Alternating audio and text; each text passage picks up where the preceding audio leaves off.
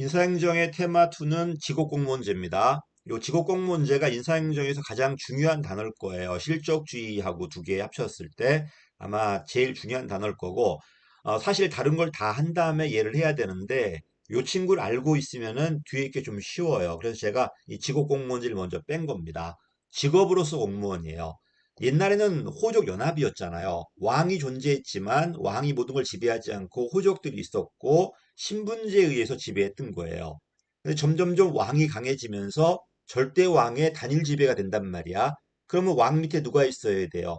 신분에 구애받지 않고 왕에 충성할 관료들이 필요하지 않을까요? 이런 관료들 드디어 이제 내 신분이 아니라 과거제도라든지 이런 시험제도를 통해서 뽑기 시작해요. 그치? 우리나라도 이랬잖아, 이제. 광종 때 이제 과거제도 실시되잖아요.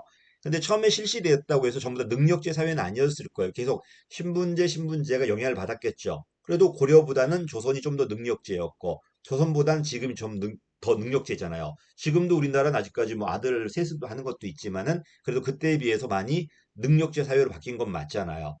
유럽도 마찬가지였던 거예요. 특히 독일이나 프랑스 같은 나라들, 나폴레옹이 황제가 되었단 말이에요. 걔는 귀족이 아니잖아요. 이러니까 귀족의 자제의 신분이 아니라 능력에 따라 군대 관료제를 형성했던 겁니다. 이러니까 그 관료들은 왕에 충성하고 능력에 따라 서열 잡혀 있기 때문에 상당히 강력한 힘을 발휘했을 겁니다. 독일도 마찬가지였어요. 독일은 귀족제가 발달되지 못했단 말이야. 100개의 도시 국가가 있었는데 절대 왕에 의해서 통일되기 시작해요. 그러면서 능력에 따라 신분이 아니 그 서열이 정해지는 이런 관료제가 발달합니다. 그러면서 뭐가 발달한다? 이런 직업으로서 공무원 제도가 발달하는 겁니다. 군인들 생각하시면 될 거야. 그러다가 점점 군인뿐만 아니라 일반 관료도 발달했겠죠. 자, 우리도 옛날에 뭐 신라 시대 배웠을 때 시중이 강하냐 아니면은 상대등이 강하냐 물어봤을 때 시중은요 왕의 밑에 부하예요. 상대등은 호족의 장이란 말이야. 호족 연합 지배다 보니까 당연히 호족의 장인 상대등이 더 강했겠죠. 근데 점점점 왕권이 강화되면은 어때요? 이런 호족이 약화될 거고 상대적으로 왕 밑에 있는 부하인 시중의 힘이 강해질까 안 강해질까? 강해지겠죠. 근데 그래봤자 신라는 귀족 사회였기 때문에 후기 가면은 다시 상대 등의 힘이 세지잖아 지금. 이런 식이다. 어쨌든 절대 왕 밑에 누가 있다는 거야. 신분제에 구애받지 않는 능력에 의한 관료제가 구성되었던 게 직업공무원제입니다. 반면에 미국이라는 나라는 왕제가 없었잖아요. 절대 왕제가. 이렇게 발달하지 않았어요. 먼저 엽관주의 폐해가 있었고, 그러다가 실족주의가 들어왔고, 그러다 20년대 가면서 이런 직업으로서 공무원 제도가 발달합니다. 이런 직업공무원제 발달의 가장 큰 특징 중에 하나는 연금제도 같은 것들이야. 종신고용이라든지 연금제도 같은 것들. 미군 연금제도가 20년대 돼서 들어와요. 물론 종신고용은 아니었겠지만요. 자, 가겠습니다. 이 직업공무원은 공직이 첫 직업이자 마지막 직업이 돼야 돼요. 전생의 직업. 됐지? 이러니까 능력자는 뭐냐면은 지금 일 잘하는 사람이 아니라 앞으로 잘할 사람이야. 채용 당시 능력보다는 젊은 친구들, 장기 발전 가능성들, 이걸 중심으로 뽑습니다. 젊은 인재, 그리고 반드시 독일 같은 나라들, 프랑스도 마찬가지지만 대학을 졸업해야 돼요. 대학을. 우리도 기본적으로 성균관을 졸업해야지 과거를 했잖아. 물론 예외도 딴 것도 있지만은 어쨌든 독일 같은 나라들은 그 대학을 졸업해야지만 뭐 했다는 거야? 관료로 임용될 수 있었다는 겁니다. 그러니까 뭐가 돼야 돼? 일단 젊은 애가 들어와야 되고 대학이라는 이런 제한을 뒀다는 겁니다. 절대 국가 시대 때 발달했어요. 절대 국가 시대 때. 근데 현대적 의미는 이런 의미는 아니에요. 절대 왕에 대한 충성보다는 정치가 계속 바뀌잖아, 민주적으로. 그러면 정치가 바뀔 때마다 관료가 다 바뀌어 봐요. 그럼 너무 혼란스럽단 말이야. 그러니까 이게 행정이 복잡해지고 이런 일만 전담할 전문가가 필요하고 정권이 민주적으로 교체되더라도 안정성, 계속성 있게 행정을 관리해 줄 관료가 필요하잖아요. 그래서 발달했다는 겁니다. 그래서 현대적 의미는 행정이 복잡하니까 요 문제만 전담할 전문가들. 그 다음에 세 번째, 디귿과 리을. 정치가 계속 바뀌어요. 그치? 그래도 정치는 변혁하더라도 민주적으로 국민에 의해서 행정은 안정적으로 그다음에 어떤 정당이 집권하더라도 공정하고 중립적으로 운영한다면은 어때요? 행정은 안정적으로 있어도 괜찮겠죠. 이러면서 발달했다는 겁니다. 그래서 절대 왕정일 때는 왕에 대한 충성의 도구로 발달했겠지만 현대적 의미는 그게 아니라 행정의 복잡성과 정치 변혁에 대한 안정성 완충 장치로 직업 공무원제가 발달했다는 겁니다. 자, 어쨌든 확립 조건이 중요해요. 얘가 들어온다는 건 누가 들어와야 돼? 젊고 유능한 인재가 들어와야 돼요.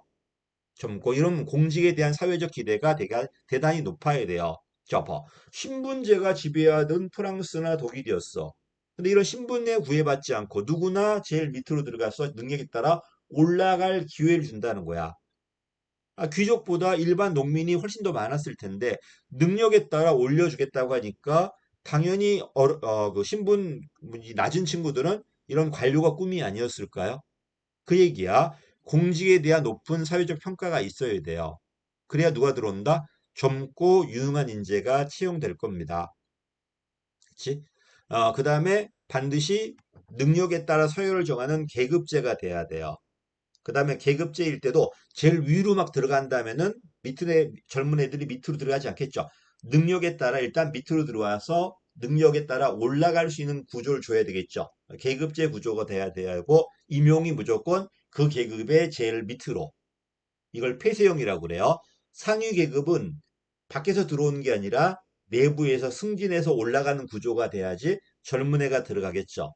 그다음 이 친구들은 그 계급 내에서 이것저것 다 해보면서 능력을 키우는 거야. 그 능력에 따라서 승진을 하고 또 다 경험하고 능력이 되면은 승진하고 그래서 모든 걸 다 계급 내 다 하는 일반 행정가가 되는 겁니다. 윗사람이 되었을 때는 나이가 되게 많을 거고 상당히 많은 경험과 조직 내 많은 문제를 알 수 있는 사람일 겁니다. 유능한 관리자가 만들어져요. 그리고 평생 직업이 공무원이니까 보수도 줘야 될 거고요. 은퇴했을 때 은퇴 보장도 해야 될 거 아니야? 연금 제도가 확립돼 있어야 돼요. 그리고 젊은 인재를 데리고 들어와서 평생 쓸 거니까 어떻게 쓸 거라는 장기 계획도 필요하다는 겁니다. 됐지? 그래서 이 직업 공무원제는 기본적으로 계급제, 폐쇄형, 일반 행정가다. 이 계급제라는 게 신분제가 아니라 어떤 의미다? 약간 능력에 따라 배치하겠다 이런 의미예요.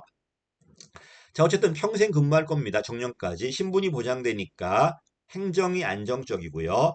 그다음에 직업이 공무원이에요. 전문성도 존재하고 직업 윤리도 발달할 거야. 직업 윤리가 발달한다는 것은 자체 내부적으로 통제하기가 쉬워진다는 겁니다. 일반 행정가니까 넓은 시각을 가진 고급 관리자를 양성할 수 있을 겁니다. 됐지? 직업으로 전문가. 자, 근데 문제가 있죠. 신분이 보장되고 보다시피 폐쇄형 임용이 되다 보니까 밖에 있는 국민들한테 봉사하기보다는 오히려 자기 상사한테, 그지? 이러다 보니까 특권화돼 버리고 신분이 보장되니까 환경 변화에 무감각해지겠죠. 보수화될 겁니다. 또 신분이 보장된다는 건 통제하기가 어려울 거예요. 또 조심할 게 있다. 능력 잘 데리고 와서 일을 시키니까 행정의 능률성이 좋아질 수 있겠지만 문제가 뭐다? 일반 행정가야. 같은 계급에서 2년마다 3년마다 모든 일을 다 해보면 순환보직을 한단 말이에요. 이러니까 시각은 넓어지겠지만 한 가지 일만 전담하는 공무원은 아니잖아요. 그러니까 뭐야? 행정의 전문성이 떨어질 수 있다는 겁니다. 조심해야 돼. 그래서 이 전문 직업이라는 것은 공직이 하나의 전문 직업이 되었어. 보수받고 일하는 전문 직업이 되다 보니까 다른 직업과 구별되는 독자적인 직업관이 만들어지겠죠. 그런 의미의 전문 직업이야. 그치? 공직으로 전문가라는 거야. 근데 문제가 뭐다? 그 내부에서는 순환보직이야. 이것저것 2년마다 계속 왔다 갔다 하니까 시각은 넓어지겠지만 한 가지를 전담하는 전문성은 떨어지겠죠. 그치? 계급제다, 뭐 일반 행정가다 보니까, 이거는 행정의 전문성. 그래서, 행정의 전문성이라는 건 뭐다? 그 개인의 전문성이 떨어질 수밖에 없어요. 여기까지. 왜 일반 행정가다 보니까요. 여기까지. 여기까지가 이제 기본적으로 직업공무원제다. 잘 나옵니다. 얘가 지금은 실패를 했어요. 그 시장이 실패하고 의회가 실패하니까 많은 권한들이 국가로 이런 행정부로 들어왔잖아요. 이런 게 실패하는 게 국가 실패 아닌가? 정부 실패 아닌가? 그래서 크게 보면 정부 실패, 작게 보면은 이런 지국 공무원들이 실패해요. 특히 경력직 공무원들 실패니까 지금 이게 완화되고 있어요. 이러니까 계급제가 아니라 누가 들어온다? 직위분류제가 폐쇄형이 아니라 개방형이 전문 행정가가 들어오고 신분이 약화되고 있고요. 신분 보장이 약화되고 있고 오히려 역관 요소가 막 들어오고 있습니다. 지금 얘가 완화되고 있습니다. 그래서 인사행정의 모든 개혁은 이 친구들을 보호하는 개혁이거나 이 친구의 문제점을 시정하는 개혁일 겁니다. 그래서 얘가 제일 중요하다고 말씀드렸던 거예요. 여기까지가 이제 뭐다? 이제 직업공무원제입니다. 여기까지 하겠습니다. 감사합니다.